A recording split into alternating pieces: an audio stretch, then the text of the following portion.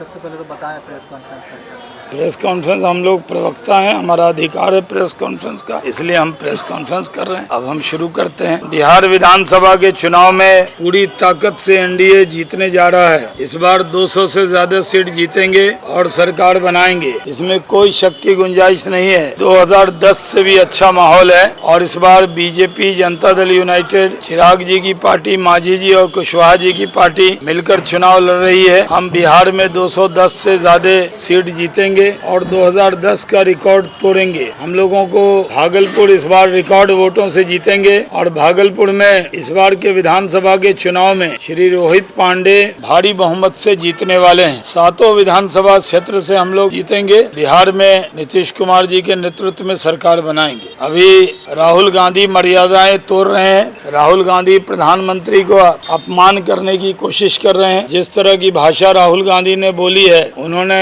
छठ पर्व का भी, छठी मैया का भी अपमान किया है। बिहार के लोग उनको बख्शने वाले नहीं। पूरी तरह फ्रस्ट्रेशन में है महागठबंधन। तेजस्वी यादव ने खुद को मुख्यमंत्री और मुकेश सहनी को उप मुख्यमंत्री अनाउंस करा लिया। अब MY समीकरण का मतलब मुकेश और तेजस्वी यादव है। उन्होंने इसमें से मुस्लिम समाज को एकदम निकाल कर अलग कर दिया है। इस चुनाव के अंदर कड़ा जवाब उसका उनको मिलना है। मेरी सब समाज से अपील है कि हम लोगों ने अच्छा काम किया है। प्रधानमंत्री नरेंद्र मोदी जी ने और नीतीश कुमार जी ने अच्छा काम किया, इसलिए काम के आधार पर वोट दें। महिलाओं के अकाउंट में 10,000 रुपए गए हैं। अब इस महीने का भी जो अगला महीना आ रहा है वो भी 10,000 रुपया आ जाएगा। 125 यूनिट बिजली फ्री है। पेंशन हमने बढ़ा दिया है और भागलपुर में भी स्मार्ट सिटी है, लेकिन दक्षिणी क्षेत्र में लगता है जैसे स्मार्ट सिटी की कहीं छाया भी नहीं पहुंची। हम लोग जब चुनाव जीतेंगे भागलपुर में तो सबसे पहले उन इलाकों में विकास की रोशनी पहुंचाएंगे जहां पहले नहीं पहुंची। ये बातें मैंने अपनी तरफ से कह दी हैं। मेरे साथ कोई प्रश्न हो तो आप पूछिए। शांत किशोर लगातार कहते हैं, बार बार कहते हैं कि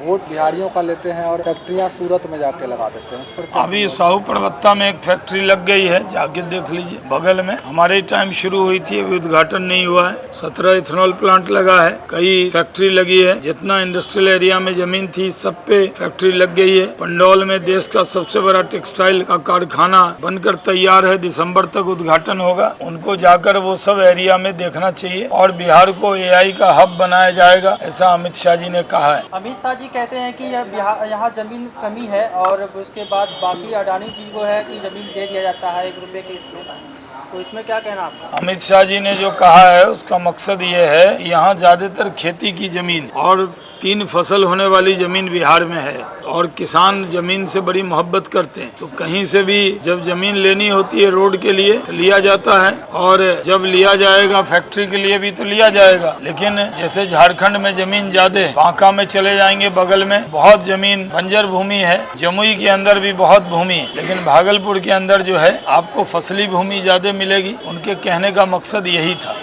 गोड्डा के सांसद निशिकांत जी ने कहा कि जो है अरिजीत को अगर राजनीति में आगे बढ़ना है तो चौबे जी को संन्यास ले लेना चाहिए। सब लोगों को राजनीति भी समाज सेवा ही है। जो लोग शुचिता के साथ राजनीति करते हैं वो राजनीति भी समाज सेवा का ही केंद्र है और समाज सेवा में सबको लगे रहना चाहिए।